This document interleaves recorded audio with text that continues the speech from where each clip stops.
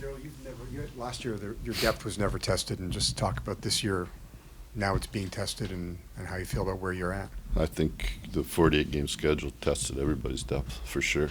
And if you look at the number of guys we used and that everybody used, that's still playing. That's probably a big reason why they are still playing.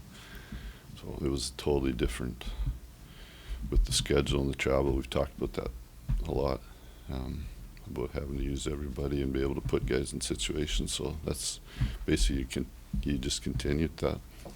Brad Richardson's kind of been like your utility infielder in baseball, and just talk about how the various roles that he plays. Yeah, he's played a good role for us. Not always one that was happy about because you're not using him all the time. But he prefers to play center. He always, that's one thing that him and I have always talked about is he likes to play center. That's what when he came in the NHL, he came in as a centerman, and with our once Mike came to the Kings, that pushed the, hey, Kopi, Mike, Jarrett were the three guys, and then with Raz coming in last year as the fourth guy, so it was a huge competition there. And even look at a guy like Trevor, who's a natural centerman. So now he's back in that position, and quite honest, he's not hey, you want him to take advantage of it. He has to play well for us because it's not easy playing. And quite honest, when you look at San Jose's four centermen, if they use Joe and Logan and Pavelski and Gomez as their four centermen, it's pretty much you got to match up. That is the matchup in the series. So that means that Brad has to play well against somebody, whoever it is, and you get a little advantage at home, but you don't. This is sort of you don't after this. You talked a little bit about the unusual circumstances of being able to use the same six defensemen from middle of March till middle of June last year. With a couple new guys in this year, how seamless or not seamless has that? Not seamless at all. Quite honest. Marty was one of our regular six last year. Who was I don't know what he ended up playing. If you go back, like a 12 to 14 minute guy, and his partner was Green, so it was left-right, veteran kid, and we didn't have Green, and Marty struggled at the start, and then he got hurt, and then he didn't play. So really, you knock that right out. Willie Mitchell was Slava's partner. We brought Muzz. We played a few games 2 years ago, and was sort of the eighth or ninth guy in the whole program when you look at it. And he came in, and it wasn't seamless with him. I mean, it was an in and out thing, and we just sort of pushed him into it, and he plays one side of the ice. Only Keaton was really, quite honest. Keaton was the guy who really did a lot of that seamless stuff for us because he could play the left and right side, and he could give, even if you look at his minutes, are less than everybody. But he was the key guy in it because he was a kid that you could use killing penalties. He was a guy that could play both sides, and even though it was only a 10 to even look in the playoffs, and we dressed 7, and he only played a few minutes, but he's a really important player in it. What was your evaluation of Martinez playing on the right side and playing with Muzzin? Well, he can play both sides. Just we're trying to.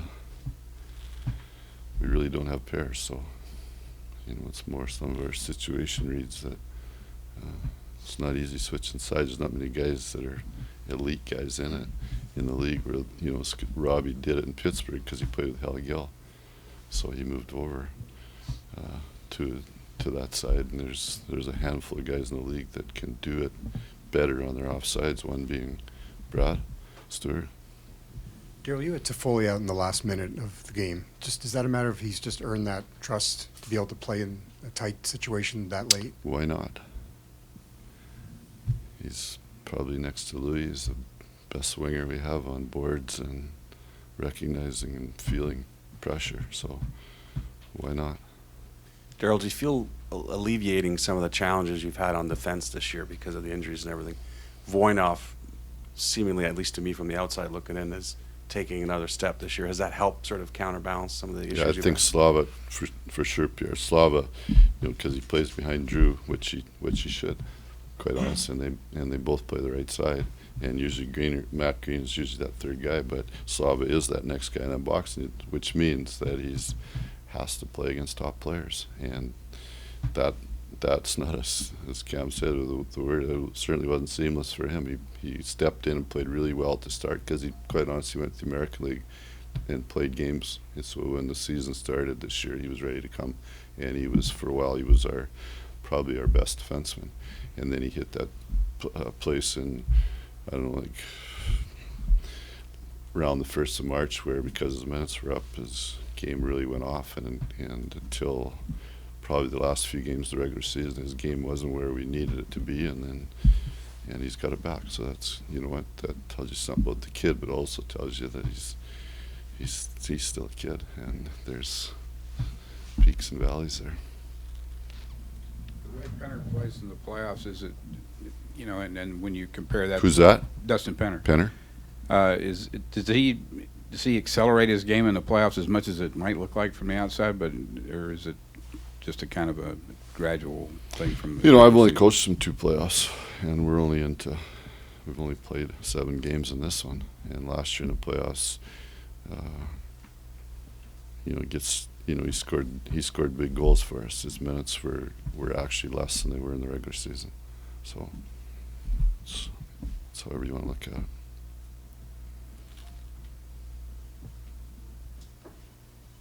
With Stoll out, is there any extra pressure on one player at the face-off circle, or does it get spread throughout all the centers? No, I think it's spread out. Jarrett's a right-handed face-off guy, but Louis can take some of that, and Jeff Carter can take some of that too. So it's a little bit of the matchup, but you got to be careful of that too.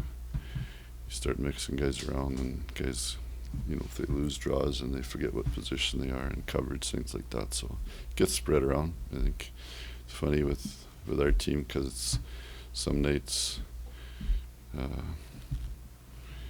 you know, I pay attention to tonight, not last night, on how they're doing because we have Richie Kopi, Karts that are more veteran guys at face-offs, and a lot of times they're telling you how they're doing or what they think more than you telling them. And that's why if you see a lot with, you know, we'll be talking I can be talking from the bench to on the ice to those guys to see, and they'll tell you if they're okay or if they want somebody else. Or Darryl, in this series in particular, how much emphasis do you place on the matchups? How important is that to you? I think what's more important in this series is unlike our last series or any that from last season would be how much more guys play. So those aren't matchups. Those are, you know, there's no question about it. There's times during games that just because of the fatigue or the way it works that you're going to get caught where I'm against somebody that I shouldn't be. That's going to happen twice a game, right? If it happens more than that, that's on you. But that is going to happen. But on the other hand, just take it from last game. Just pretend you're doing it, and see how many guys played 5 to 8 minutes, and see how many guys played 18 to 23. So most of those 18 to 23s, they're usually on the ice together. And that's when you go from, it's a fact, when you go from 30 to 16 to 8 teams, those guys are usually on the ice against each other. And you said the other day the gap 2 games between some of these series might allow both you coaches to play the big guys more, right? You know what, Mark, if it's close, you know, it's a 1-goal game, tie game, those guys are doesn't matter. I mean, there's no rocket science there, unless it is a face-off situation or something like that, or a skate getting done, or somebody getting sewed up, or right. But for the most part, you know, anytime the players can get an extra day, those guys who play a lot, it's way better to have. It's not a problem for them guys to recover. Okay, like, you know what, you learn. you guys do it the same as I do. You watch other series. I mean, look at Chicago, Detroit last night. I thought Detroit played a hell of a game, but one team at the end had a little more in the tank. It's, you know, and Mike said it too, Babs. He said, "Hey, we weren't very good the day before in practice because you know what? Look, we just went through a tough series and a lot of trouble." Well, they're not machines. They're people. And I think we always forget about that.